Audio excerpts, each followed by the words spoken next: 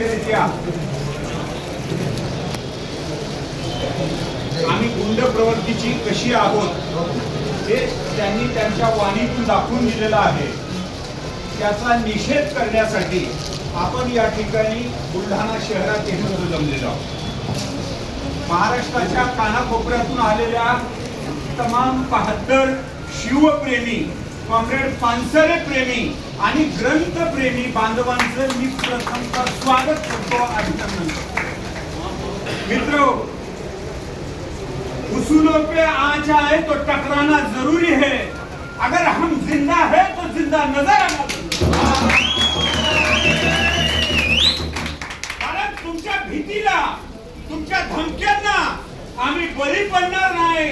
आणि महाराष्ट्राची पुरोगामी वैचारिक विवेकी परंपरा आहे, त्याला आम्ही छेद जाऊ देणार नाही, ही सांगण्याची वेळ आलेली आहे.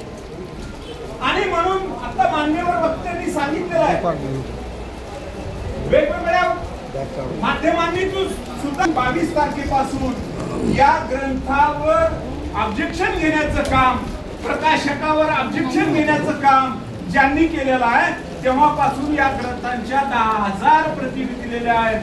अनेक आवृत्त्या अजूनही निघत आहेत. 28 भाषेमध्ये हे पुस्तक अनुवादित झालेलं आहे अगोदरच. अगदी पाकिस्तान मध्ये सुद्धा हे पुस्तक वाचल्या जात आहे उर्दू भाषेमधून. हे आपण अभिमानाने सांगितलं पाहिजे.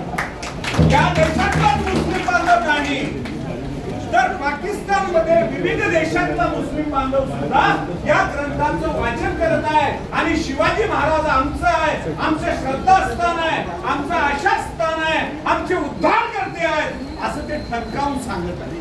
आणि कॉम्रेड पानसरेंनी काय केलेलं आहे, या निमित्ताने हेच केलेलं आहे. या पुस्तकाच्या माध्यमातून रयतेचे राजे, कुलवाडी भूषण, छत्रपती शिवराय कसे होते हे दाखवून दिलेलं आहे. ज्यांनी ब्राह्मण प्रतिपालक शिवाजी असं चित्र रंगवलेलं होतं, ते कसं साफ चुकीचं आहे हे या ग्रंथाच्या पुस्तिकेच्या माध्यमातून दाखवून दिलेलं आहे. रयतेचे राजे, रयतेच्या गवताच्या पाती सुद्धा कहाण राहता कामा नये हे या पुस्तकाच्या माध्यमातून दाखवून दिलेलं आहे. जे महाराष्ट्राच्या जनतेवर अर्थशास्त्राचा प्राध्यापक असल्यामुळे सांगितलं पाहिजे. आज रोजी आणि पुढे होणार आहेत, नागरिक होणार आहेत, हे सुद्धा फेडू शकणार नाही. प्रत्येकाच्या डोक्यावर आज लाखो कोटी रुपयाचं कर्ज या शासनकर्त्यांनी करून ठेवलेलं आहे. कॉम्रेड पानसरेंनी सांगितलेलं आहे, माझ्या राज्यातल्या सामान्य नागरिकांच्या गवताची पाती सुद्धा घाण राहता कामा नये. त्यांनी आपलं भविष्य घाण ठेवलेलं आहे. म्हणून मित्रांनो, संजय गायकवाड हे निमित्त मात्र आहे. संजय गायकवाड निमित्त मात्र आहे. त्यांचा खेळवता धनी कोण आहे हे आपण शोधलं पाहिजे.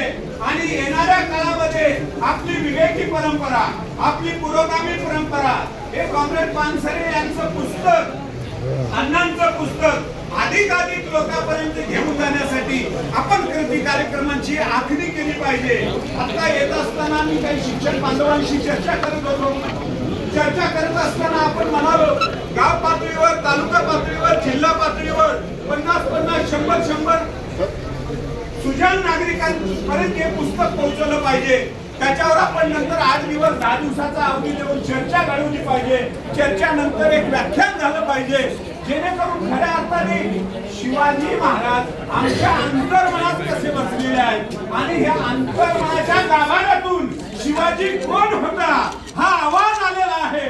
शिवाजीचा अवमान करण्याचा, अपमान करण्याचा कोणताही हेतू कॉम्रेड पानसरेंचा या निमित्ताने नाही, कारण तो हृदयाच्या बेंबीच्या देठापासून आलेला आहे. शिवाजी आमचा उद्धार करताय, शिवाजी आमचा पालक आहे, शिवाजी आमचा भविष्याला आकार देणारा राजा आहे. हे समजून घ्यावं. आता यांना हे समजून घ्यावं असं म्हणणं सुद्धा आपण आत्मपरीक्षण केलं पाहिजे. ही घटना घडल्यानंतर त्यांचं एकूण शिक्षण काय आहे ते समाज माध्यमात काही जण म्हणाले 9वी पास, पण जो निवडणूक आयोगाला माहिती दिलेली आहे त्याच्यावर 1ली पास असं आहे. त्याच्यावर 1ली पास असं आहे. ज्यांचं जेमतेम 1ली पर्यंत शिक्षण झालेलं आहे, ज्यांचं पूर्ण आयुष्य दडपशाही, गुंडागर्दी, दादागिरी करण्यामध्ये गेलेला आहे, अशा माणसाकडून काय अपेक्षा करूया? मी कॉम्रेड पानसरे यांच्या निमित्ताने इतकंच सांगेन, अण्णा यांना माफ करा, पण यांचे बोलवते धनी कोण आहेत यांना आपण पकडलं पाहिजे, त्यांना आपण गोळी टाकलं पाहिजे.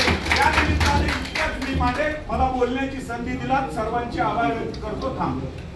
काँग्रेस